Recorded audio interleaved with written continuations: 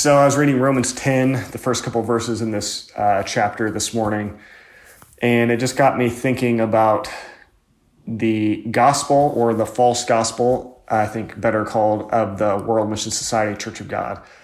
And it got me thinking about people who are thinking about joining it, or considering even just if they're thinking about staying in it, if you're already in it. And just the question of, should you join this group? And so, a couple of verses here that I think, and then some things that I wrote down this morning that I think maybe will help answer that question. So Paul says in Romans 10, "Brothers, my heart's desire and prayer to God for them is that they may be saved. For I bear them witness that they have a zeal for God, but not according to knowledge. For being ignorant of the righteousness of God and seeking to establish their own, they did not submit to God's righteousness. For Christ is the end of the law for righteousness to everyone who believes." So, and here's some things I wrote down about that. "It is possible to have an apparent great zeal for God and the Bible, but for that zeal to be misplaced and misguided. The WMSCOG promotes great zeal for the Bible, but they teach and promote horrifically false concepts of who God is and what he is like. They teach that God is a elderly South Korean woman who is alive today, who, by the way, if you're following her and praying to her, you go visit her. She won't know your name. She won't know what you do for a living. She will know nothing about you. And they produce the idea of God that he's fear-inducing, law-focused, and legalistic. The WMSCOG doctrine knows nothing about the gospel preached by Paul in the verses that I just read. A righteousness that is free and a result of God's work in Christ for us, rather than being based on what we are able and willing to do for God. What sets true Christianity apart from other religions is that it isn't a religion about a God who is looking for mankind to work enough, strive enough, obey enough, and to be good enough for God to maybe one day accept them.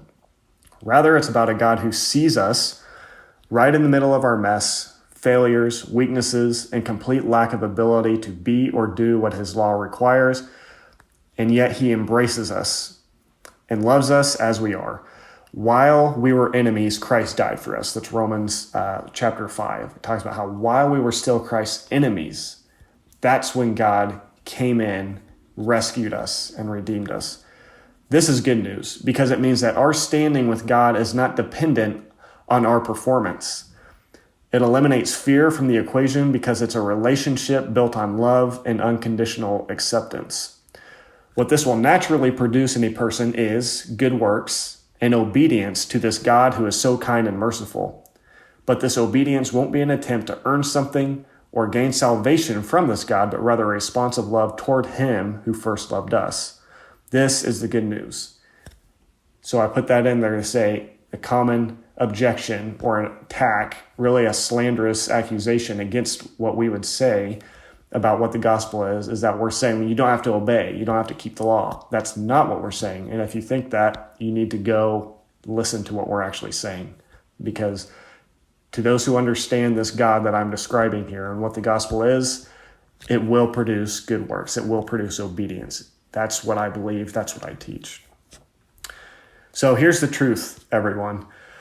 This sort of good news that I'm describing is foreign to the World Mission Society Church of God doctrine.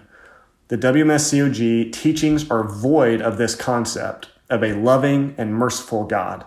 The WMSCOG promotes a self-effort, works-based, fear-inducing slavery to a false God rather than a mercy and love-based relationship with a perfectly good and kind God.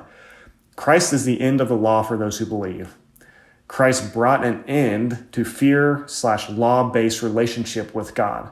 He brought an end to having to constantly worry about our standing with God and whether we are doing enough, trying enough, working enough, obeying enough. How can that sort of walk with God be defined as good or freedom? It's not. For freedom, Christ has set us free. Freedom to know that God fully embraces us as his children because of how good he is and not because of how good we are. So if you are in the WMSCOG or if you're considering joining, don't. Leave this group. They promise you freedom while they themselves are slaves. There's only one person who can make you free indeed, and he's not from South Korea. His name is Jesus Christ, in whom the Son sets free.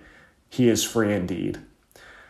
So should you join the World Mission Society Church of God?